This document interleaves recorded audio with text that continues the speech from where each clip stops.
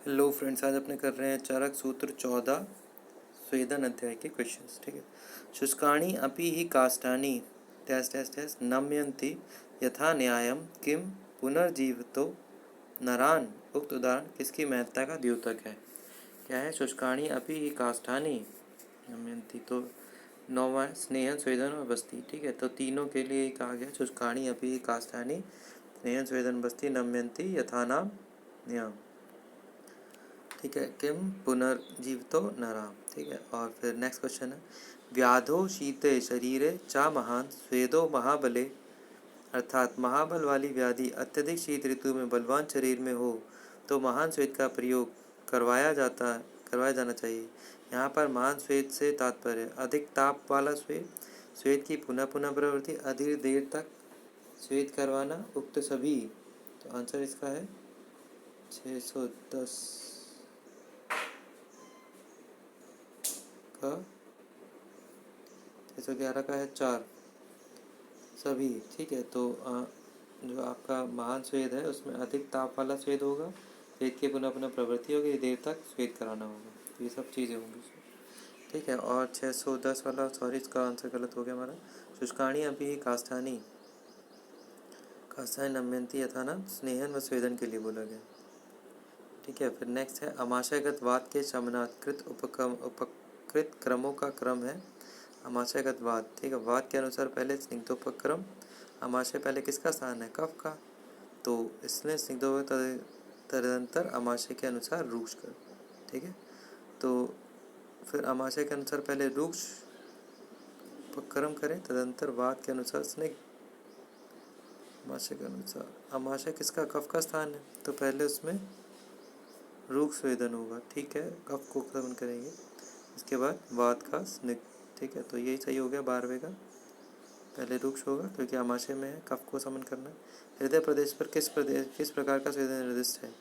हृदय प्रदेश पर वैसे तो मना किया गया है, और करना है तो मृदु स्वेद कर सकते हो। ठीक, मध्यम स्वेद योग स्थल वृषण दृष्टि वंक्षण उक्त सभी। मध्यम स्वेद वंक्षण के लिए बोला गया। 614 का थर्ड सशुद्धे नक्ते पिंडिया गौधूम नाम थापी व। नेत्र की स्वेदन विधि में निर्दिष्ट नक्तके शब्द का चक्रवाणी सम्मत अर्थ है नक्तके, शुद्ध नक्तके पिंडिया। ठीक है, तो इसका जो मतलब है 615 का थर्ड है, दैट इज कपड़े का टुकड़ा। शुद्ध नक्तके पिंडिया गौधूमना थापी व। नेत्र का स्वेदन नक्त के मतलब कपड़े के टुकड़े से करो। निम्न में से असत्य कथन 616वें का सेकंड है स्वेद अतियोग में संपूर्ण ग्रीष्म ऋतुचर्या का पालन करना चाहिए। स्वेद का अतियोग होने पर ग्रीष्म ऋतुचर्या का पालन करना चाहिए। अरे है तो सही वैसे स्वेद के अतियोग में। चलो कोई नहीं, फिर बाकी ऑप्शन देख लें। स्वेद के चरक ने स्वेदन के अयोग के लक्षण निर्दिष्ट नहीं किए, असत्य कथन है। के लक्षण बताए हैं थे। स्वेद अतियोग में मद्यपान के अतिरिक्त शेष अन्य संपूर्ण ग्रीष्म ऋतुचर्या का पालन करना चाहिए। मद्यपान के अतिरिक्त स्वेदन के समय हृदय व चक्षु की रक्षा के उपायों के सदृश ही वृक्षण की रक्षा के उपाय भी करने चाहिए। अच्छा, मद्यपान के अतिरिक्त बाकी सारे काम करने चाहिए। स्वेदन के अयोग के लक्षण नहीं बताए हैं। स्वेद के ग्रीष्म ऋतुचर्या का पालन करना चाहिए, संपूर्ण का नहीं, मद्यपान के अतिरिक्त करना चाहिए। ठीक है, तो ठीक है, चलो ठीक है, फिर वही स्वेदन संपूर्ण ग्रीष्म ऋतुचर्या नहीं है, तो मद्यपान के अतिरिक्त बाकी सब जो भी बताया गया। स्वेदन के अयोग्य रोगी, स्वेदन का अयोग्य रोगी कौन सा है? मूत्राघात, मूत्रकृच, मुष्क वृद्धि, अंडवृद्धि, उक्त में से कोई नहीं। मूत्र आई थिंक तो उक्त में से कोई नहीं। स्वेदन का अयोग्य रोगी किसी को मूत्र से रोग उसको करा दो। 617। ठीक है, हो गया। तो स्वेदन के अयोग्य रोगी कामला, उदर, तिमिर, उक्त सभी। पित्त विकार है तो मत कराओ इनमें, और क्या सभी है। निम्न में से सत्य कथन है सभी प्रमेय के रोगियों में स्वेदन निषिद्ध है, पर पित्त प्रमेय में विशेष रूप से। ठीक है। लेकिन पित्तक प्रमेह में स्वेदन कराना है, ये क्या बात होती है? सही कह रहे हैं वैसे तो, इसको सही कह रहे हैं। सभी प्रमेह में रोगियों में स्वेदन निषिद्ध है, स्वेदन नहीं कराना चाहिए, लेकिन पित्तक प्रमेह में कराना चाहिए, होगा कोई लॉजिक भाई। नित्य मद्यपान करने वालों हेतु स्वेदन निषिद्ध है, नित्य मद्यपान वालों में स्वेदन निषिद्ध है, मगर वात कफ बताते हैं वात व कफ के कारण स्वेदन करवाया जा सकता है। गलत है। रक्तपित्त के रोगों में स्वेदन निषिद्ध है, मगर इस रोगी में अगर श्लेष्मजन्य कोई स्वेद साध्य व्याधि हो तो स्वेदन करवाया जाना चाहिए। श्लेष्मजन्य कोई स्वेद साध्य व्याधि हो तो स्वेदन करवाया जाना चाहिए। सभी कथन सत्य है, पता नहीं यार क्या चक्कर। भ्रष्ट भ्रगनानाम से भ्रग्न भ्रंश से में स्वेदन निषिद्ध है। यहाँ पर भ्रग्न से चक्रपाणी ने किसका अधिग्रहण किया है? भ्रष्ट भ्रगनानाम, सेकंड मतलब गुद का। भ्रष्ट भ्रगनानाम में भ्रग्न भ्रंश में स्वेदन निषिद्ध है। गुद भ्रंश भ्रगनानाम स्वेदन नहीं करना चाहिए। निम्न में सत्य कथन 621 का 4 बता, सभी कथन सत्य, तो ध्यान से पढ़ लो। स्थूल शरीर वाले व्यक्तियों में स्वेदन निषिद्ध है, उनको मत कराओ। अगर किसी अस्वेद्य व्यक्ति स्वेदन के अयोग्य में संन्यास उत्पन्न हो गया है जो कि केवल स्वेद साध्य हो तो उसमें स्वेदन करवा दिया जाना चाहिए। किसी अस्वेद्य व्यक्ति स्वेदन का जो अयोग्य है उसमें अगर संन्यास उत्पन्न हो, संन्यास अगर हो गया है तो केवल स्वेद साध्य हो, अगर उसे लग रहा है कि स्वेद सही होगा तो उसमें स्वेदन करवा देना चाहिए। वात रख के रोग में स्वेदन निषिद्ध, सही बात है, वात रख में नहीं करना चाहिए, स्थूल शरीर वाले में नहीं करना चाहिए। विभिन्न प्रकार विकारों को उनकी परिभाषा से सम्मिलित कीजिए। 622वें का आंसर जो है वो पहला है, तो फर्स्ट का बी, विजृंभ को बहिरायाम, विजृंभ को जो है वो बहिरायाम है। खल्ली जो है हस्तपादा मोटनम, हाथ पैरों में ऐठन, खल्ली में क्या होगा? हस्तपाद। वात कंटक में गुल्फ आश्रितो वात, वात कंटक में गुल्फ आश्रितो वात, ठीक है, तो ठीक है। प्रमेह के रोगी में स्वेदन निषिद्ध है, इसकी कारणता है, सेकंड कह रहा है प्रमेह के रोगी के शरीर में शिथिलता होती है जो कि स्वेदन की उष्णता से और अधिक बढ़ सकती है।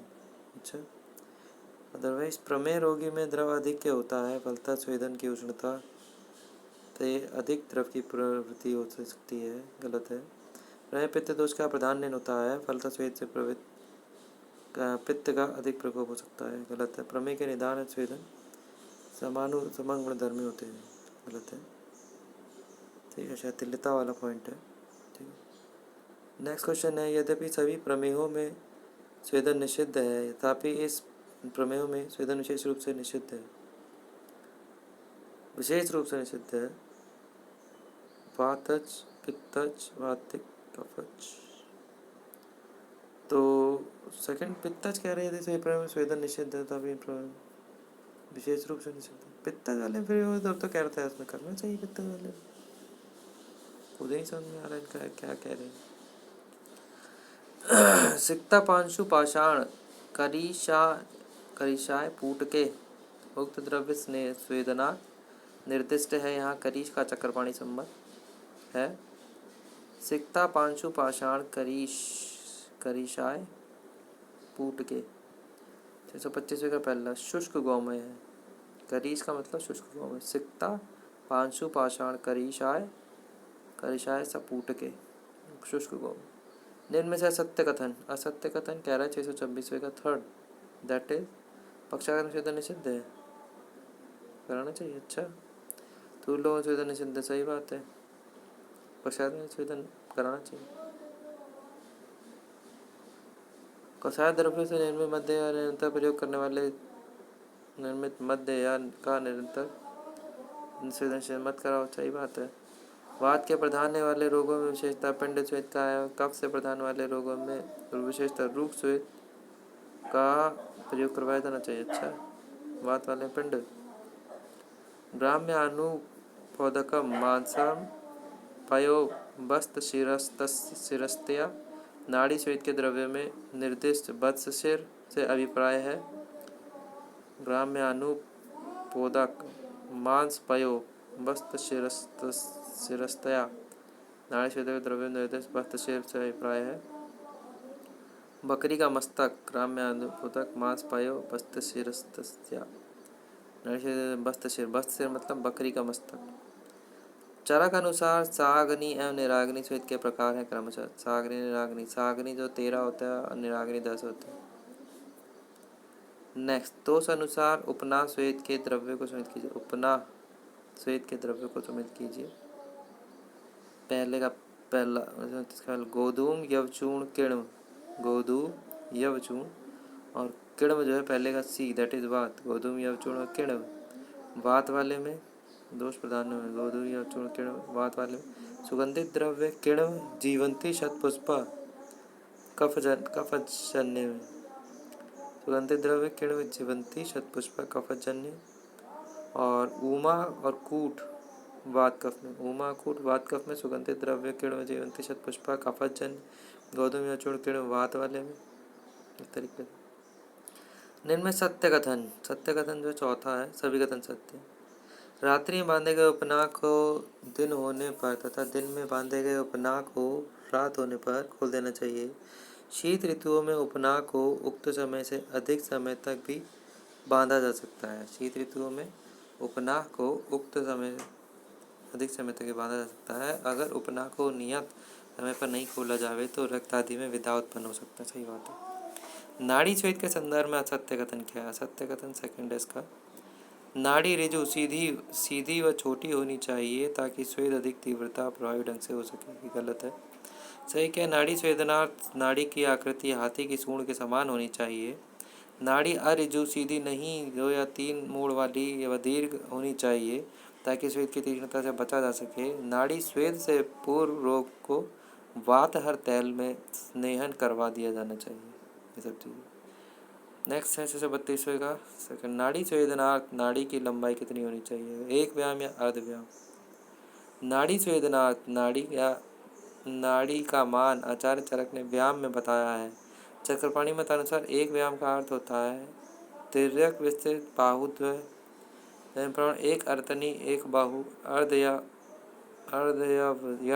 अर्धयाद्र बाहु प्रमाण।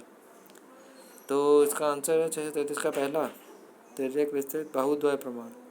नाड़ी से नाड़ी का मान आचार्य चरक व्यायाम में बताया है। मत अनुसार एक व्यायाम मतलब तिर्यक विस्तृत बाहुद्वय प्रमाण। नाड़ी स्वेदना निर्देश नाड़ी का मूल भाग में एवं अग्रभाग में परिणाम होना चाहिए क्रमशः। कुबल करकंदु सदृश व्यायाम चतुर्भाग व्यायाम अष्टभाग करकंदु कुबल व्यायाम अष्टभाग व्यायाम चतुर्भाग। 1/8 जो आपका होता है मूल फिर उसका व्यायाम चतुर्भाग व्यायाम अष्टभाग।